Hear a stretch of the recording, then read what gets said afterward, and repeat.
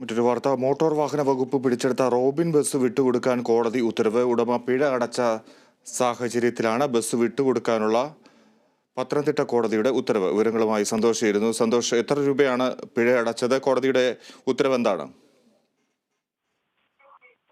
സിജി, ഇപ്പോ നമുക്കറിയാം, കേരളത്തിലെ ഏറ്റവും കൂടുതൽ ചർച്ചയായ ഒരു പ്രത്യേക കേസായിരുന്നു റോബിൻ ബസ് കേസ്.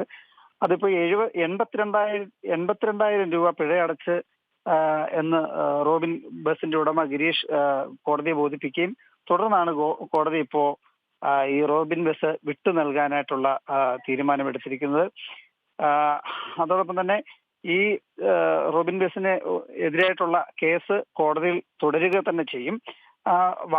മോട്ടോർ വാഹന വകുപ്പിന് ഈ ബസിനെ ഇതിന്റെ നടപടികളെ ഇനിയും തുടരെയും ഇനിയും അന്വേഷിക്കാൻ ഉള്ള അനുവാദവും കോടതി നൽകിയിട്ടുണ്ട്.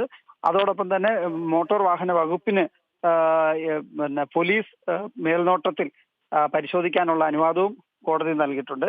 എന്തായിരുന്നാലും ഒരുപാട് നാളത്തെ നിയമയുദ്ധത്തിന് ശേഷം, പ്രത്യേകിച്ചും മോട്ടോർ വാഹന വകുപ്പ് തുടരെയുള്ള നിയമലംഘനത്തിന്റെ പേരിൽ ഈ ബസ് പിടിച്ചിടുകയും ഇപ്പോൾ ബസ് ഉണ്ടായിരുന്നത് പത്തനംതിട്ട